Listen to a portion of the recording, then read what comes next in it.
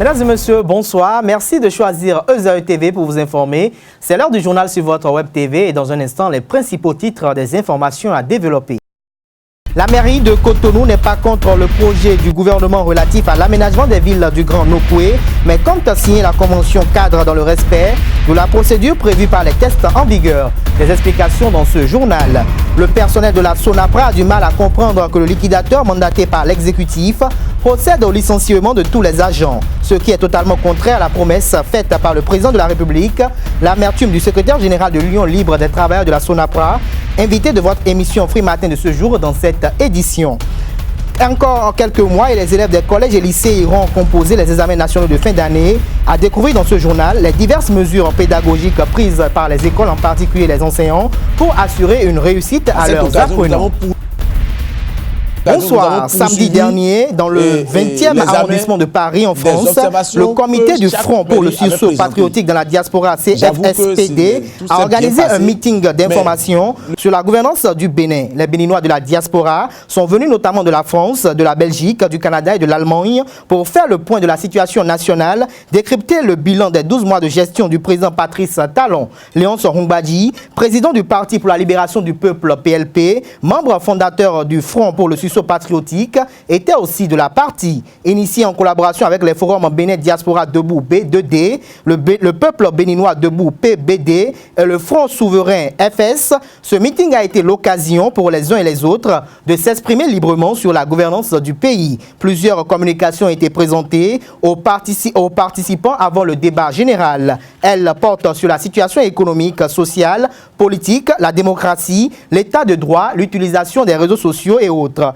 Olivier Dossou-Fado, Eric Dine Adéchian, Honoré Lokosa, Rigobert Komlan, Messin Seko Antoine, Eugénie Dossa Kenom, Juste Flavius Ewensou, Dossou Daro Doris et bien d'autres compatriotes de la diaspora ont mis les petits plats dans les grands pour donner un cachet spécial à cette rencontre de vérité. C'était une brève pour ouvrir cette édition et je vous apprends à présent que 31 conseillers municipaux de la ville de Cotonou se désolidarisent du maire Léa Divina Onsoglo pour soutenir le partenariat État-commune pour la ville de Cotonou, car pour eux, le maire peine à signer cet accord cadre. À cet effet, Ezae TV s'est rapproché de la mairie de Cotonou afin de mieux cerner les raisons qui justifient le retard de cette municipalité dans le cadre de ce partenariat porteur d'avenir et de développement. On écoute Raoul Faladé, secrétaire général de la mairie de Cotonou, pour plus d'explications.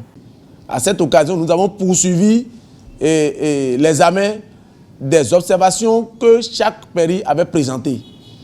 J'avoue que tout s'est bien passé, mais le hic, c'est qu'au moment où nous étions en train d'examiner le dossier avec le ministère du cadre de vie, déjà le mercredi, nous avons eu vent de ce que le conseil de Porto-Novo a déjà statué sur le dossier.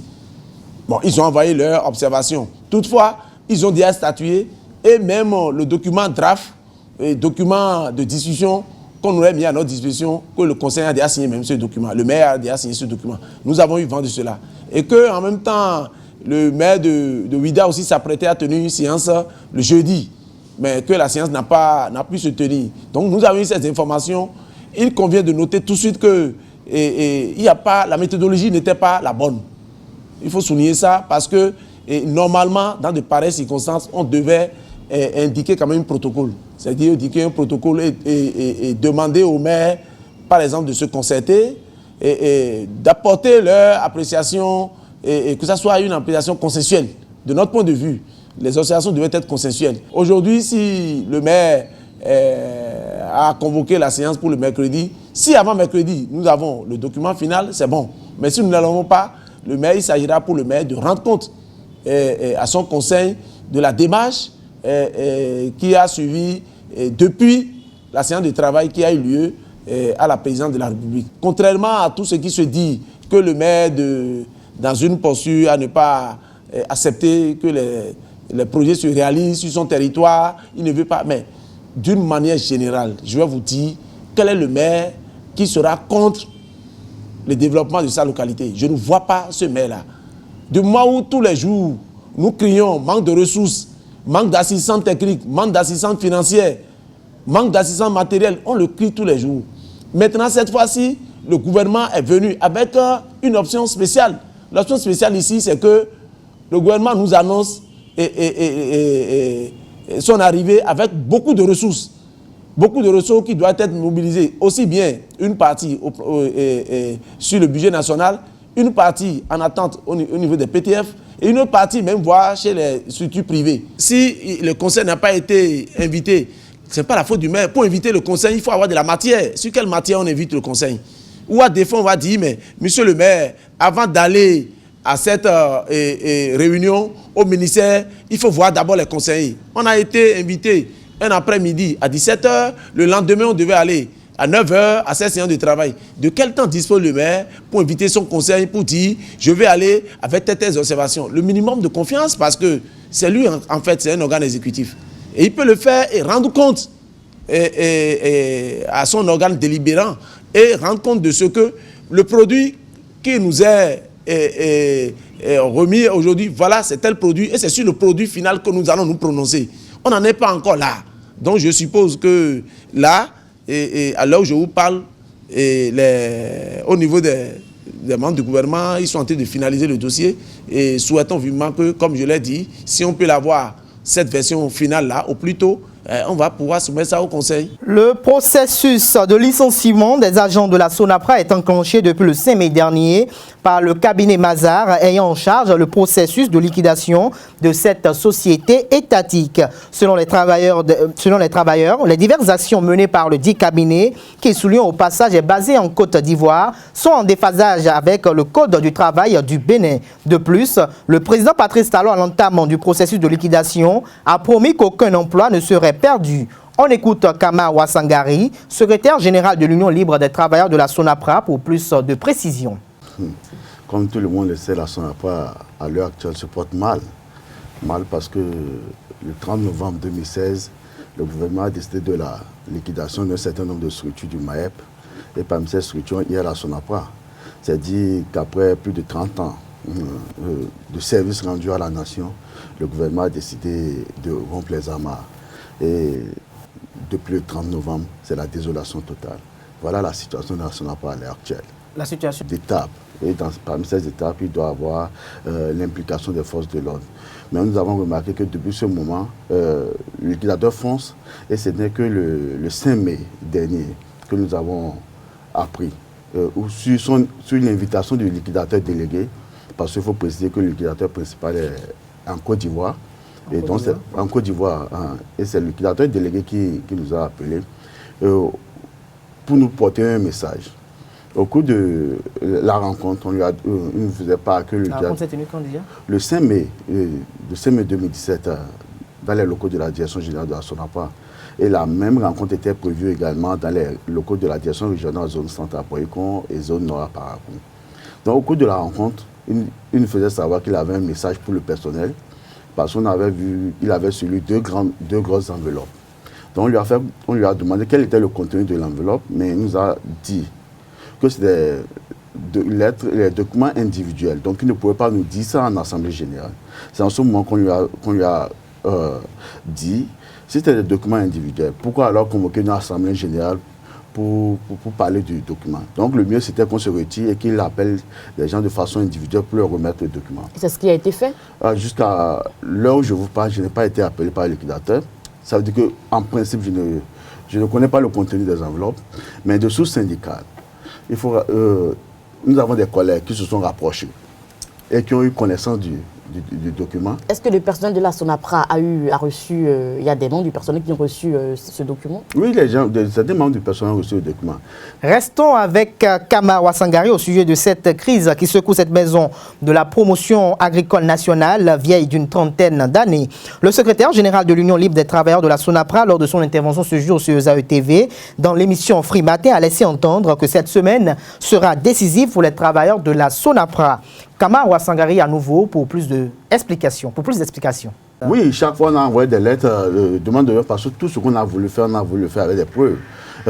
Plusieurs fois, on a écrit pour qu'ils nous rencontrent, mais c'est toujours une fin de non-recevoir. Et même aujourd'hui, même la presse, quand les gens vont quand même pour avoir son son de cloche, c'est toujours un refus catégorique. On ne sait pas pour quelle mission elle est là, mais on a la certitude. Vous pensez que le cabinet cache quelque chose, finalement? Il y a beaucoup de choses. Je ne veux pas parler. Je vous dis, par exemple, parmi les structures liquidées, la SONAPA a le plus grand nombre, le plus gros personnel. C'est-à-dire combien? 319, alors nous parlons. Mais c'est vrai que parmi les 319, il y a certains collègues qui ont un contrat à durée indéterminée, d'autres qui ont un contrat à durée déterminée. Mais parmi ces structures, c'est la SONAPA, c'est les organisations qu'on licencie pour moi. C'est-à-dire la SONAPA la plus ancienne, qui a un plus grand nombre de personnes, c'est par là on commence. Donc c'est heureux que tous les travailleurs quand même comprennent l'enjeu que nous traversons et chacun est en train de tout faire. Bien entendu, la seule personne qui peut décanter la situation, c'est le chef de l'État. Et nous attendons ce mot d'ordre. Mais il faut préciser que le jeudi prochain, il y a une rencontre, il y a la commission gouvernement central syndical qui va se réunir. Parce que lors de la rencontre avec le chef d'État, il était promis que les engagements du chef d'État soient traduits dans un document. Donc, le jeudi, la rencontre va avoir lieu et le problème de la SONAPA va être amplement discuté. Donc, nous sommes sûrs que cette semaine, c'est la dernière semaine du stress de travail de la SONAPA. La semaine décisive ou la semaine de tous les dangers, ça dépend. Non, je ne pense pas qu'il y ait danger. D'accord. Je fais confiance au chef d'État. La parole d'un chef d'État est comme une parole d'évangile. Je ne peux pas douter de ça. Donc, je suis que le bout du tunnel est prêt et nous faisons amplement confiance au chef de l'État. Merci. La fin de l'année scolaire approche à grands pas dans les collèges publics et privés. Tout est fin prêt pour affronter les examens nationaux. Un tour dans quelques collèges et lycées nous a permis d'avoir une idée du déroulement de cette année académique sur les préparatifs des examens de fin d'année.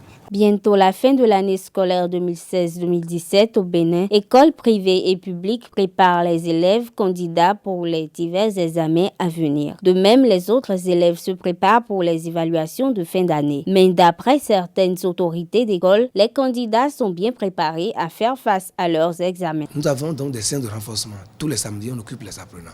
Tous les samedis. De 7h à 13h, ils sont occupés. Oui.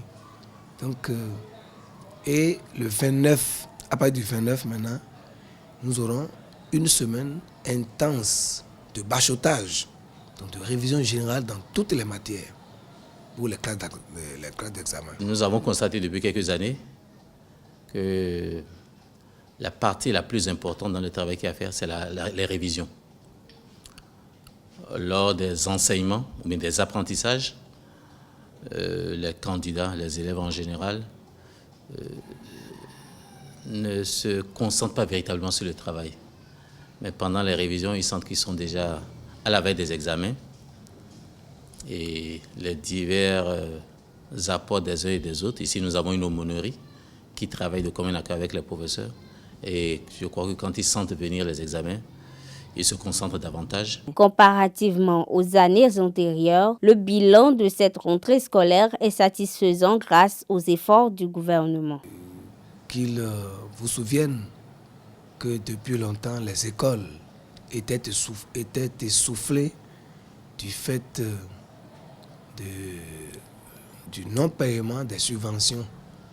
Mais cette année, le gouvernement de la rupture a mis à la disposition des collèges les subventions.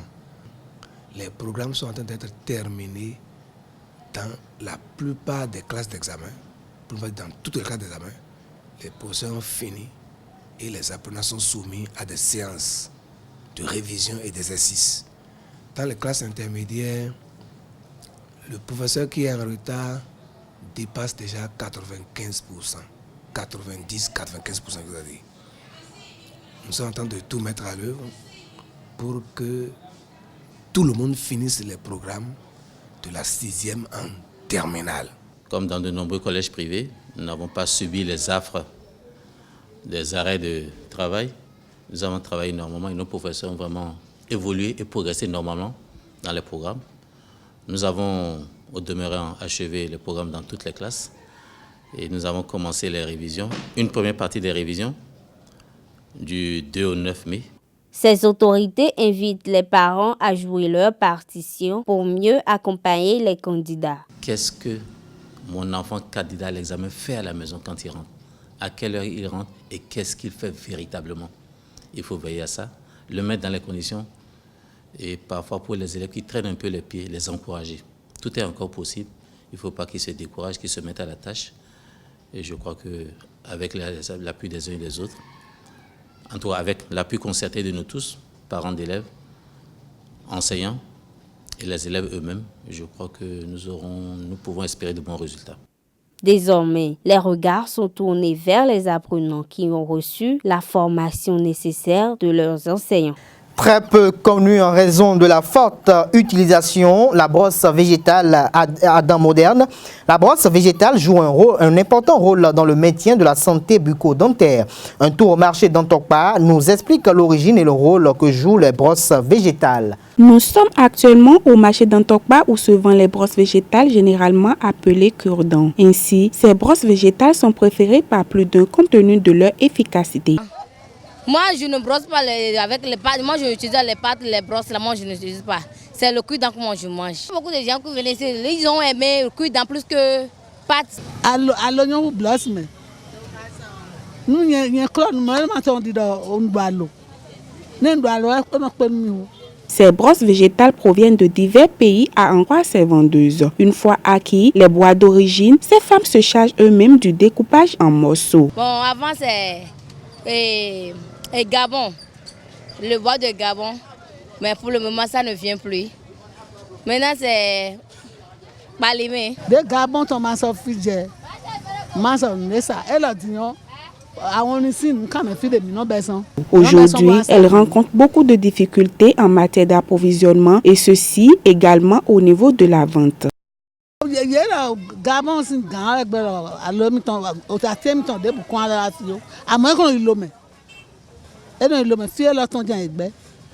Avant, tu as acheté le bagage plus de 120 000 francs ou 155 000 francs. Après une semaine, tu peux vendre tout.